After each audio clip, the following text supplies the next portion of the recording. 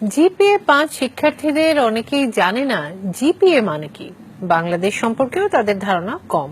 মুখস্থ বিদ্যা নির্ভর পড়াশোনা এবং শুধুমাত্র ভালো ফলাফলমুখী শিক্ষা ব্যবস্থার কারণেই শিক্ষার্থীদের এই অবস্থা বলে মনে করেন শিক্ষাবিদরা। আনোয়ার হোসেনের রিপোর্ট। মাধ্যমিক পরীক্ষার ফল প্রকাশের দিন এমন উচ্ছ্বাসে মেতে ওঠে শিক্ষার্থীরা। ভালো ফলের সর্বোচ্চ মাপকাঠি জিপিএ-5 যারা পায় তাদের আনন্দ সীমা ছাড়ায়। প্রশ্ন উঠেছে বছর বছর পাশের হার আর জিপিএ-5 সংখ্যা বাড়লেও শিক্ষার মান বাড়ছে কিনা। এর জবাব খুঁজতে আমরা কথা বলি এবার এসএসসিতে পাশ করা কয়েকজন শিক্ষার্থীর সঙ্গে, যাদের মধ্যে 6 জন জিপিএ-5 পেয়েছে। তাদেরকে আমরা কিছু প্রশ্ন করি। জিপিএ এটার পূর্ণাঙ্গ রূপ কি? জানি না, এখন মনে পড়ছে না। GPA grating point.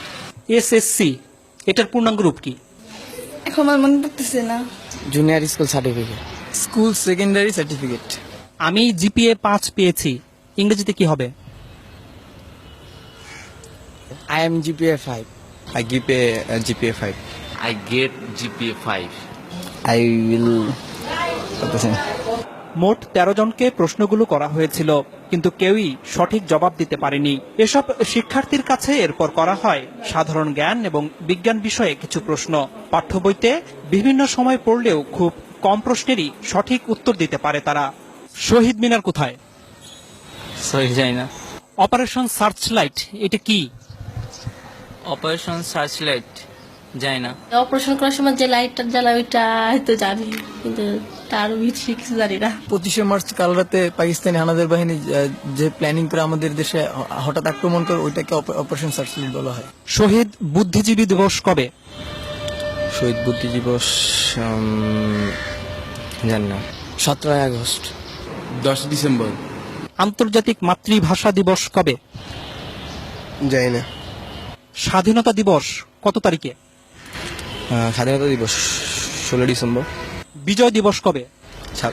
বিজয় দিবস হচ্ছে 26শে ডিসেম্বর। জাতীয় স্মৃতিসৌধ কোথায়? জাতীয় স্মৃতিসৌধ হচ্ছে পাই না। রণসঙ্গীত কে রচনা করেছে? পারি না।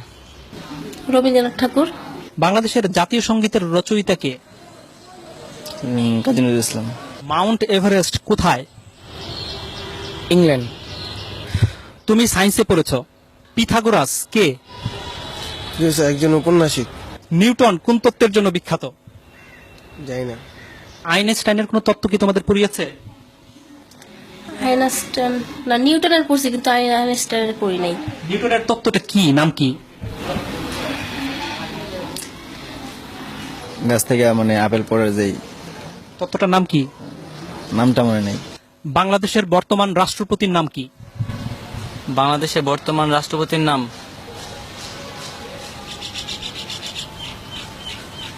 জানি না। রাষ্ট্রপতির নাম হচ্ছে মুক্তিযুদ্ধের সময় বাংলাদেশকে কয়টি সেক্টরে ভাগ করা হয়েছিল? 9টি। নেপালের রাজধানী কোথায়? নেপসন। তুমি তো কম্পিউটার ব্যবহার করো। ব্যবহার করি মাঝে মাঝে আর কি, এই ফেসবুকে আর কি থাকি, গান টান শুনি। হার্ডওয়্যার এবং সফটওয়্যার এটার মানে বুঝো? জানি না। তোমরা কি পাঠ্য বই বাইরে কোনো বই পড়ো? এমনি মানে গল্পের বই পড়ি। কার গল্প? রবীন্দ্রনাথ ঠাকুরের গল্পের বই পড়ি। রবীন্দ্রনাথ ঠাকুরের একটা গল্পের নাম বলো তো। শিক্ষাবিদরা বলছেন জিপিএ-5 পেয়ে ভালো শিক্ষার্থীর তকমা নিলেও জ্ঞান অর্জনের দিক থেকে পিছিয়ে আছে তারা। আমরা দেখি বিশ্ববিদ্যালয়ে ভর্তি পরীক্ষায় জিপিএ-5 তারা পাস পর্যন্ত করতে পারে না। তার মানে যারা জিপিএ-5 পেয়েছে তারা যেটা শেখার কথা সেটা শিখে নাই। তার মানে হচ্ছে কি এই জিপিএ-5টা সত্যিকার জিপিএ-5 না, তাদের হাতে জিপিএ-5টা তুলে দেওয়া হচ্ছে। এখন শিক্ষার গুণগত মানটা যদি বাড়ানো না হয় তাহলে শুধুমাত্র সংখ্যা দিয়ে আসলে কোনো লাভ হবে না। এদিকে শিক্ষার্থীরাই জানালো কেন তারা এসব প্রশ্নের উত্তর দিতে পারছে না। প্রথম কথা হলো আমি সংবাদ বেশি দেখি না, নিউজ পেপার পড়ি না। পাঠ্য বইয়ে যে সিলেবাসটা দেওয়া আছে সিলেবাসের মধ্যে সবসময় সীমাবদ্ধ থাকো। ওগুলো সায়েন্সের সাবজেক্টগুলো একটু বাইরে পড়ি, কিন্তু এই বাংলা সমাজ এগুলো নিয়ে আমার বেশি ঘাটতে আর কি, বেশি ওগুলো পড়ি না। তবে শিক্ষাবিদরা মনে করেন দেশের সাহিত্য ইতিহাস সম্পর্কেও জ্ঞান থাকতে হবে শিক্ষার্থীদের। বিজ্ঞান বাণিজ্য মানবিক বিভাগের মধ্যে তো আলাদা করা যাবে না। এটা এই দেশের যদি নাগরিক হিসাবে তারা বড় হয় তাহলে তো এগুলো জানতে হবে। কোথায় শহীদ মিনার, কেন শহীদ মিনার, কোথায় স্মৃতিস্তম্ভ, কাদের স্মৃতিতে স্তম্ভ, এগুলো তো জানতে হবে। এটা না জেনে কি করে? তারা বলছে তাদের বাংলা সাহিত্যের ব্যাপারে, ইতিহাসের ব্যাপারে আগ্রহ নেই, মানে এটা আসলে তাহলে মানে তার কি পূর্ণাঙ্গ শিক্ষা পাচ্ছে? না, একেবারেই না, একেবারেই না। শিক্ষা সংশ্লিষ্টরা বলছেন, শিক্ষার্থীরা মুখস্থ বিদ্যা নির্ভর হয়ে যাওয়ায় তাদের এমন দশা। বছরের প্রথম থেকেই যদি তারা কোচিং মুখী হয়ে তারা শুধুমাত্র চ্যাপ্টারগুলি মানে সামারাইজ করে ছোটভাবে ওইভাবে শেখানো হয় নাম্বারের দিকে তাকিয়ে, তাহলে তার জ্ঞান তো বাড়ছে না, মেধাও বাড়ছে না। আমি বলবো যে মেধার অপচয় হচ্ছে। এর প্রভাব পড়েছে চাকরি ক্ষেত্রেও। চাকরিদাতাদের অভিজ্ঞতা বলছে, যেসব শিক্ষার্থী ভালো ফলাফল করেছে তাদের একটি বড় অংশই ইন্টারভিউ বোর্ডে ভালো করছে না।